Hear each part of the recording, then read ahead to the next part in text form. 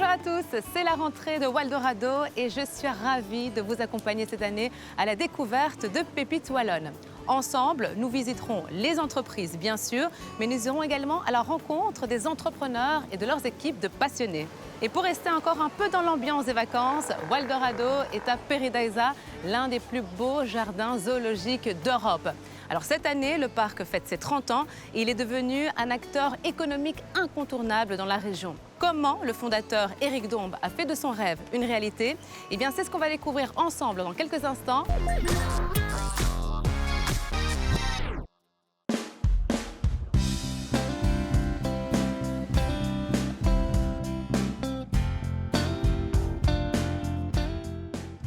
Bonjour Éric Dombe, merci beaucoup de nous accueillir. Bienvenue. Merci. Éric, pouvez-vous nous présenter Paradise aujourd'hui? En fait, Paradise, c'est un carnet de voyage en 4 dimensions. Les 3 dimensions du relief et la 4e dimension du vivant. Ce sont les plus beaux endroits que j'ai eu l'occasion de visiter au cours de ces 30 années d'existence de Paradise et que j'ai voulu partager avec nos visiteurs. Alors vous le disiez, Paradise fête ses 30 ans cette année. Qu'est-ce qui vous a donné envie de vous lancer?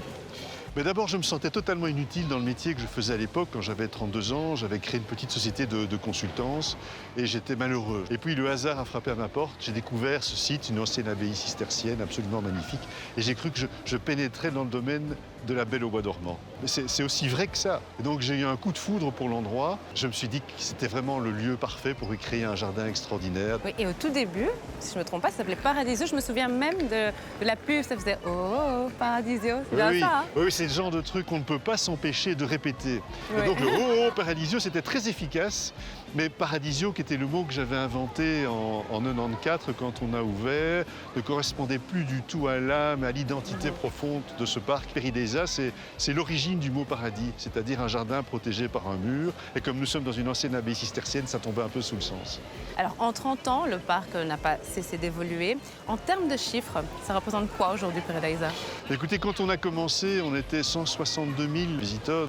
L'année dernière, on a clôturé la saison avec à peu près 2 300 000 visiteurs. Donc, bien sûr, le public est venu et revenu. C'est 80% de compatriotes, 80% de Belges. Donc, ça veut dire qu'en fait, c'est plus mon parc depuis très longtemps.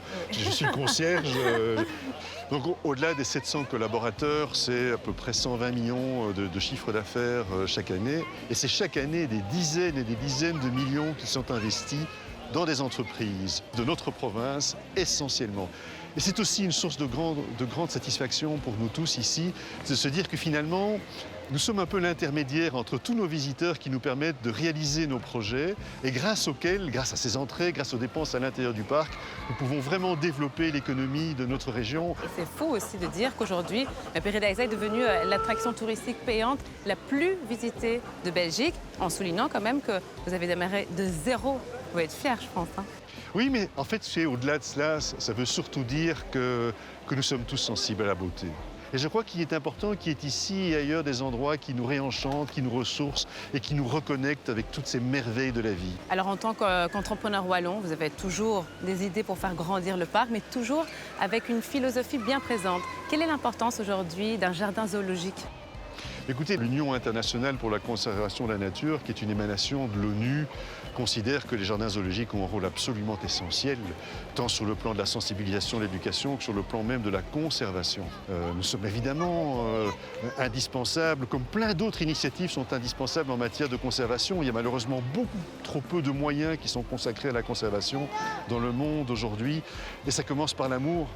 Et vous savez, tout le monde est culpabilisé par les catastrophes que les hommes font, mais je pense que si en plus on leur donne l'occasion d'aimer le beau, d'aimer la vie, d'aimer tous ces animaux merveilleux qui nous entourent, d'office on ressent de la compassion pour la souffrance de leurs congénères qui souffrent, qui disparaissent parfois à l'état sauvage. Et à partir de cet amour et de cette compassion, vous pouvez créer une énergie formidable. Eh bien, un tout grand merci Éric, grâce à vous, j'ai encore plus envie de découvrir ce magnifique parc. Avec plaisir.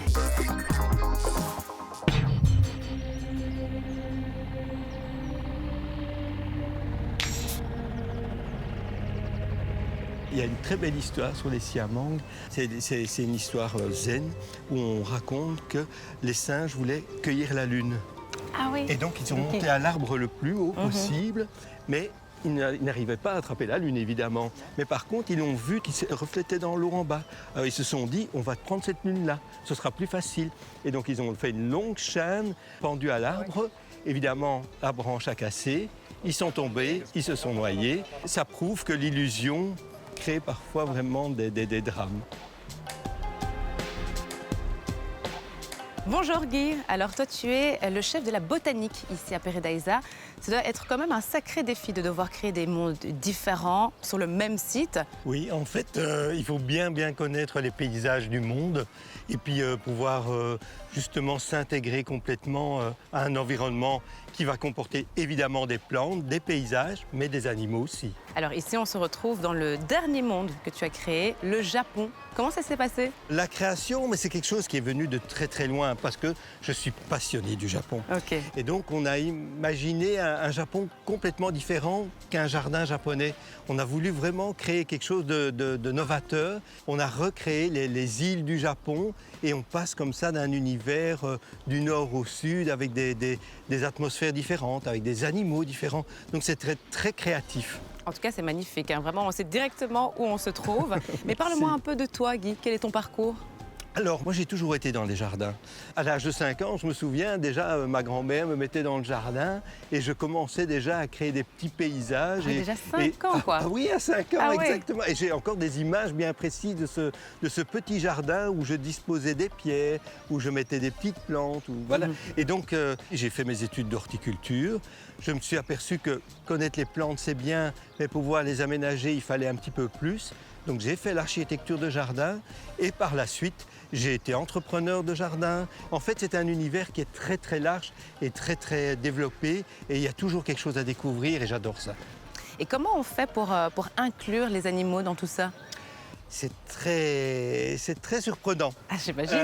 Je me souviens, la première fois que je suis arrivé ici au parc, j'avais voulu planter plein de phoques et 2 jours après, je suis arrivé, il n'y avait plus rien. Ah, mais non. C'était une horreur totale. Et je me suis aperçu que là, je devais revoir un petit peu la manière de travailler parce que les oies avaient tout mangé. Et donc, il a fallu aménager les espaces pour que soit les animaux n'y viennent plus ou alors pour que ça puisse cohabiter. Eh bien, merci beaucoup, Guy. On te sent vraiment plus que passionné. Ça fait vraiment plaisir à voir. C'est exactement, d'ailleurs, ce qu'on adore dans Waldorado.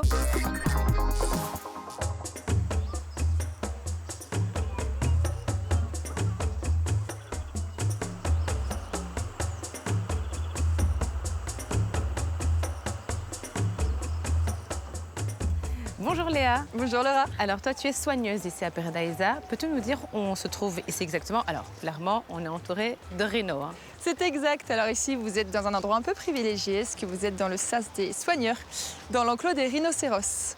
Il y en a combien de rhinocéros? Alors on a 5 rhinocéros au total. Juste derrière nous, vous avez Madiba, notre femelle, et Willy, notre dernier né qui n'a même pas 1 an. Oh, magnifique. Il est né ici? Il est né ici.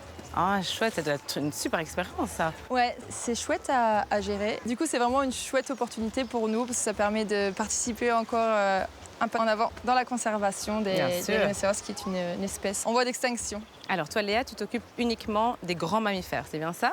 C'est ça. Alors, grands mammifères, nous, c'est tout ce qui est les grands herbivores, en dehors des éléphants. Donc, on a les girafes, les rhinocéros, les hippopotames, les élans, les zèbres et toute grande variété. Alors, Léa, pour en revenir un peu à ton métier de soigneur, ça consiste en quoi concrètement? Notre métier, nous, c'est de nous assurer du bien-être des animaux.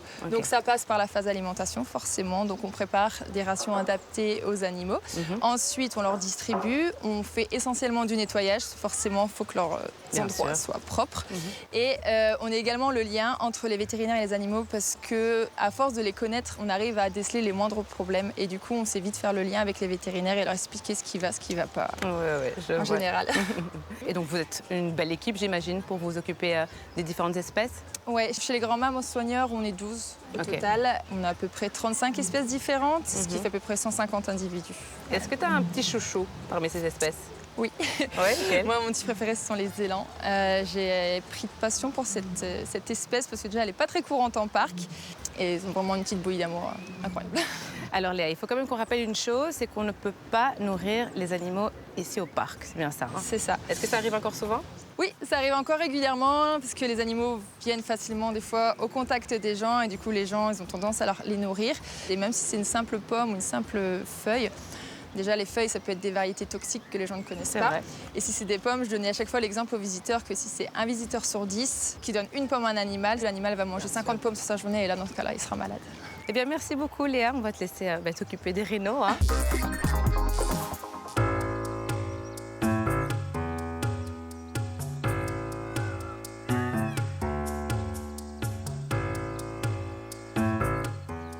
Bonjour Pauline. Bonjour Laura. Alors toi, tu es la responsable opérationnelle de tous les logements du parc, puisque depuis quelques années, on peut même loger ici à Paradisa. Tout à fait. Donc on a 9 types de chambres différentes avec toute une vue sur des animaux en particulier. Donc on a les otaries, les loups, les ours, les morses, les tigres, les manchots par exemple.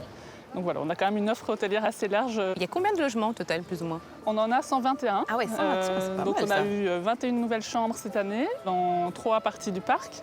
Donc la partie canadienne ici de la dernière frontière, la partie de la Terre du Froid et alors la mini-ferme qui a ouvert cette année. Et ça doit être quand même pas mal de boulot. Tout à fait, j'imagine. ouais. On a quand même pas mal de travail, surtout qu'on a un taux d'occupation de 95% sur toute l'année. Donc voilà, c'est quand même très bien pour les hôtels. C'est sûr. Et au niveau du budget, on est dans quelle fourchette de prix, plus ou moins, pour pouvoir loger dans le parc? Alors ça varie, on est entre 400 et 950 € basse saison. Ça comprend l'offre package demi-pension, donc on a vraiment un service de très haute qualité avec repas du soir, petit déjeuner, service bagagerie, entrée au parc, parking et alors toute la partie immersive quand un résident vient chez nous. Donc en fait le résident peut se balader également dans le parc quand le parc est fermé, donc ça c'est oui. le petit plus. Ah mais c'est incroyable Tout ça. à fait, et alors profiter aussi de quelques nourrissages le matin avec le soigneur. Donc, Vous avez combien de collaborateurs dans ton équipe? on est une trentaine. On a des gouvernantes d'étage, des équipiers, des valets, des réceptionnistes, des agents de réservation. Donc on travaille tous ensemble pour offrir à nos résidents le meilleur séjour possible. Ah ben, je suis sûre que vous y arrivez. Et vous recrutez également? Tout à fait, on recrute beaucoup de profils, notamment dans le housekeeping, donc tout ce qui est gouvernante d'étage, femme de chambre, valet, également pour la réception. Merci beaucoup Pauline, on va te laisser reprendre tes activités. Merci. Dans un instant, on va retrouver Éric Dombes.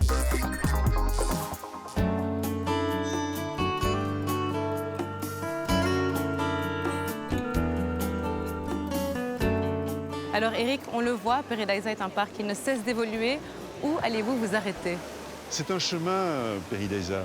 Et donc il n'y a jamais d'aboutissement. Bien sûr, on va limiter les mondes au nombre de 12. On en a déjà créé 9, il en reste 3 à construire. Et puis nous allons commencer à aller dans la dentelle et à ciseler tous les détails du parc. Quand vous créez un jardin et que vous cherchez à l'embellir, le travail n'est jamais terminé. Alors à côté de l'entreprise et de ses investissements, il y a également la fondation Paradisa. Quel est son rôle? Alors nous avons sélectionné toute une série de projets où on fait de la reproduction, bien entendu. On aide des associations tout à fait extraordinaires qui travaillent sur le terrain. Et ces gens-là, ce sont les vrais héros, ce n'est pas nous. Ce sont ceux qui, dans l'obscurité, dans la clandestinité, parfois en situation de très très grand danger, pour protéger les animaux là où ils sont encore dans la nature. Donc c'est soutenir toutes les bonnes initiatives qui visent à protéger les animaux sauvages. C'est aussi ouvrir l'esprit et le cœur de nos visiteurs à cette immense fragilité que représente le règne vivant. Donc il y a énormément de choses à faire.